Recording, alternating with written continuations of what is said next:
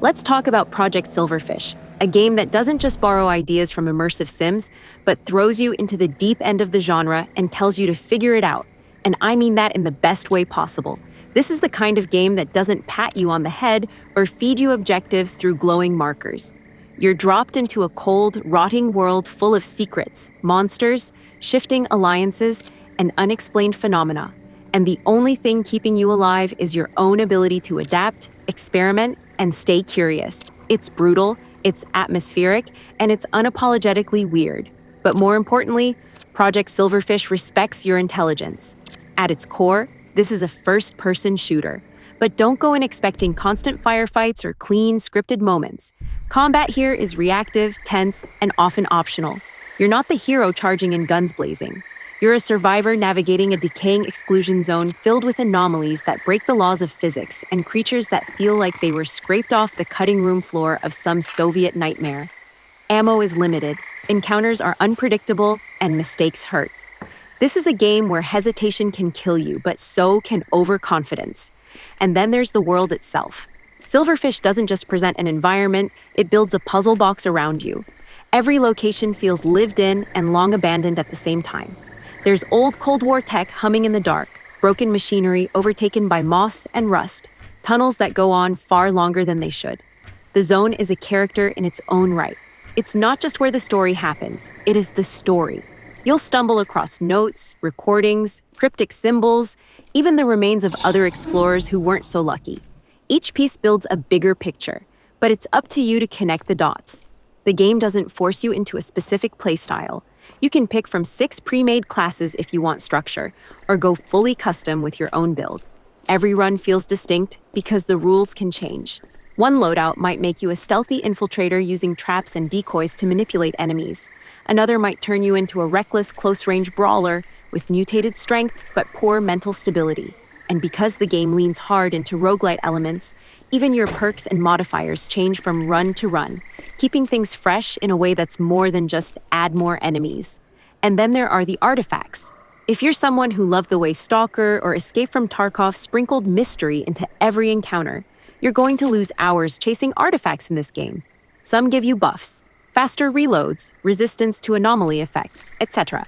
But others can be charged with ether, a rare resource, to trigger borderline magical effects. One might let you phase through walls briefly, another could explode with psychic force when thrown. The fact that you can even craft these into weapons gives the entire system a strange alchemical twist that makes exploration feel rewarding and dangerous. But what makes Silverfish stand out isn't just the systems, it's the tone. There's this constant pressure that you're not supposed to be here, like the world itself is rejecting you. You're not the chosen one, you're not saving humanity, you're just scraping through what's left of it, trying to understand why it all fell apart. There's lore here, yes, but it's not handed to you in cutscenes. You'll find conflicting accounts, corrupted logs, factions spinning their own versions of history. The game wants you to be a detective as much as a fighter. Speaking of factions, Silverfish doesn't shy away from politics. Different groups want different things from the zone. Some want to harness its power, others want to wipe it, and possibly you off the map. And these aren't just side flavor. Your interactions with these groups change what you can access, how people react to you, and what kind of missions or contracts come your way. You're constantly deciding who to trust, what to risk, and what kind of legacy you're leaving behind. Not every choice has a clean outcome. Sometimes there's no good ending, just different shades of consequence. And that's where Project Silverfish really shines. It lets you fail, and it makes failure interesting. You can misread a clue and walk into a trap. You can trust the wrong person and get burned. You can waste time chasing a dead lead while something else hunts you. But all of that is part of the experience. Every mistake is a lesson. Every loss adds a layer of tension to your next run. So if you're into immersive sims that let you approach problems your own way, if you're the type of player who pauses to read a blood-stained note for clues, or who reroutes power through a broken facility just to open a locked vault, or if you just love games where the world doesn't revolve around you but still rewards your curiosity, then Project Silverfish might be one of the most under-the-radar games worth keeping on your list. It's brutal, it's methodical, and it's not going to hold your hand. But if you're the kind of player who likes piecing things together with limited information and finding your own way through the darkness, then this is exactly the kind of game you've been waiting for.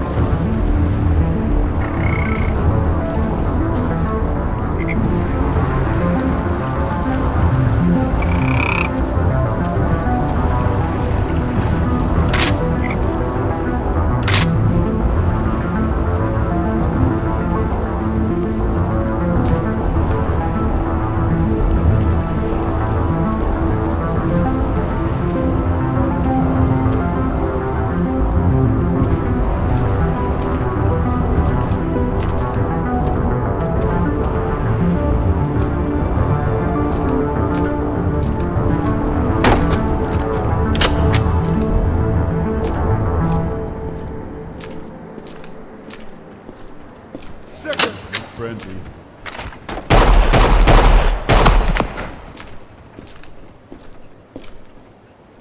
Hang on.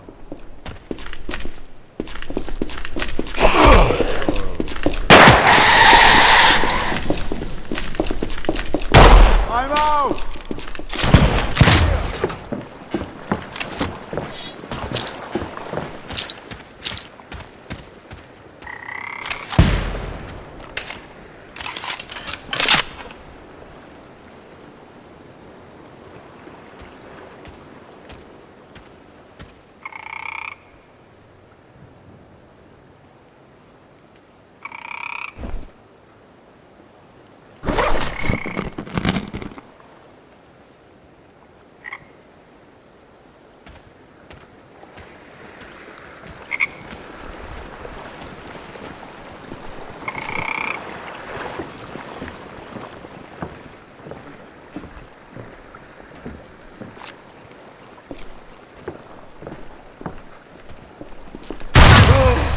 Leave.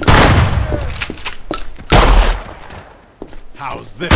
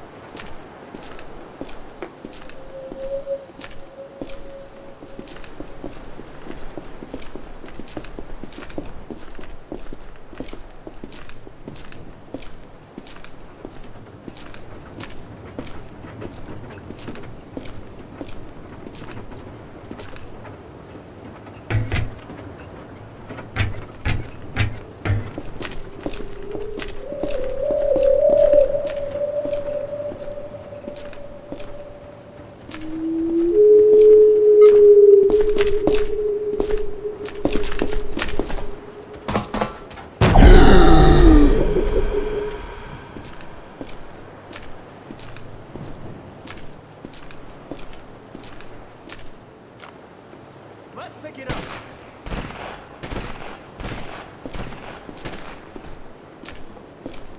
Sounds like a plan.